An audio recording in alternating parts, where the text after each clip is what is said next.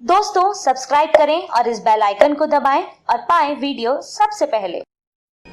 मैं भारत को भारतीयता की मान्यता के आधार पर फिर से खड़ा करना चाहता हूं, उस काम में लगा हूं। आप सबके लिए अपना अपना समय भोजन का निकालना है। तो एक सरल सूत्र बताता हूं। आज रात को नहीं तो कल सुबह आप अपने घर में आरसे के सामने खड़े हो जाइए और मुंह खोलिए और अपने दांत गिनिए। आपके घर में जहां भी आरसा लगा है उसके सामने खड़े होकर मुंह खोलकर अपने दांत गिनिए।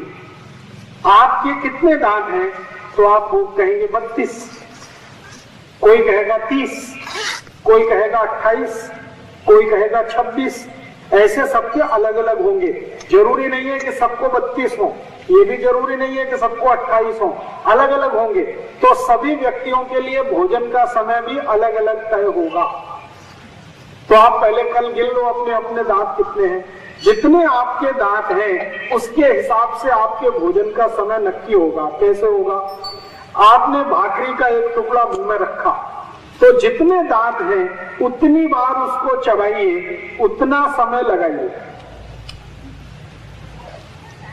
ये है सूत्र। आप कहेंगे जी 32 दांत हैं तो भाकरी का एक टुकड़ा मुंह में रखिए, 32 बार चबाइए, गिनकर चबाइए। जिसको 28 है वो 28 बार चबाए, जिसको 26 है वो 26 बार चबाए। कोई कहेगा जी दांत ही नहीं है ऐसा भी हो सकता है ना, दांत ही नहीं है तो उसके लिए भागवत ऋषि ने एक व्यवस्था की।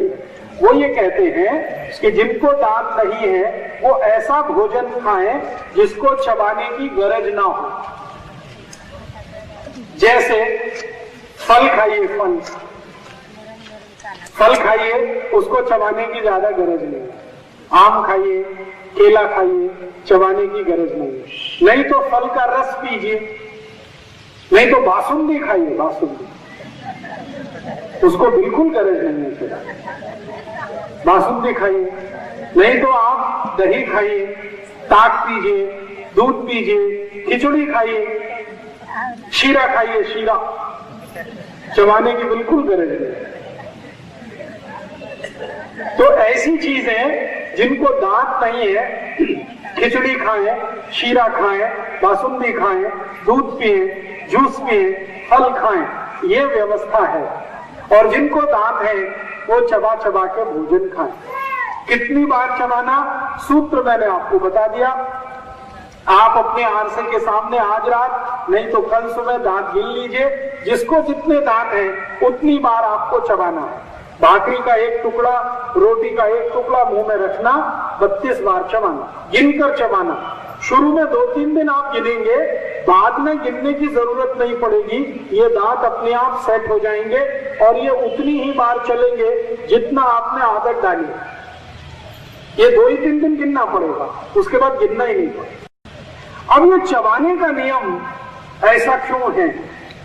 बात ऐसी है, आपका जो मुंह है इसमें सतत लार बनती है, हम सब जानते हैं। ये जो लार है ये क्षारीय होती है, क्षारपण इसमें होता है। अंग्रेजी में कहूं तो ये बेसिक है, क्षारपण इसमें है। क्षारपण आप समझते हैं, एक अम्लपन होता है और एक क्षारपण होता है। ये मुंह की जो लार है ये क्षारीय है, क्षारपण है इसमें। और पेट में जो आग बनती है ना वो अम्लीय होती है। पेट में जो है वो अम्ल है। अगर ज्यादा केमिस्ट्री की बात करूं तो हाइड्रोक्लोरिक एसिड। तो पेट में अम्ल है और मुंह में लार जो है ना ये क्षार है। क्षार और अम्ल जब मिलते हैं तो न्यूट्रल हो जाते हैं और उसी को लवण कहते हैं। शरीर आपका हमेशा न्यूट्रल रहे तो बहुत लंबी आयु होती है। शरीर क्षारपण भी नहीं चाहिए, अम्लीय भी नहीं चाहिए, न्यूट्रल चाहिए, बीच का चाहिए। अब शरीर आपका न्यूट्रल रहे इसके लिए मुंह की जो क्षार लार है क्षारीय वो पेट के अम्ल से मिलती रहे तो आपका सब कुछ न्यूट्रल रहेगा। तो इसलिए आयुर्वेद ये कहता है कि जास्ती से जास्ती लार क्षार के रूप में है वो अंदर जानी चाहिए, और ये जास्ती से जास्ती अंदर तभी जाएगी जब आप उसको चबा चबा के खाएं। इसलिए आयुर्वेद ने कहा है कि भोजन को चबा चबा के खाइए, धीरे धीरे चबा चबा के खाइए, ताकि जास्ती से जास्ती लार भोजन के साथ मिले, पेट में अंदर जाए, पेट का अम्ल और मुंह की लार का क्षार दोनों मिलकर न्यूट्रल बने, तो शरीर आपका जीवन भर निरोगी रहे। दोस्तों, सबसे पहले तो चैनल सब्सक्राइब करें, फिर लाइक, कमेंट और शेयर करें, और हाँ, हमारा एंड्रॉयड ऐप डाउनलोड करना ना भूलें।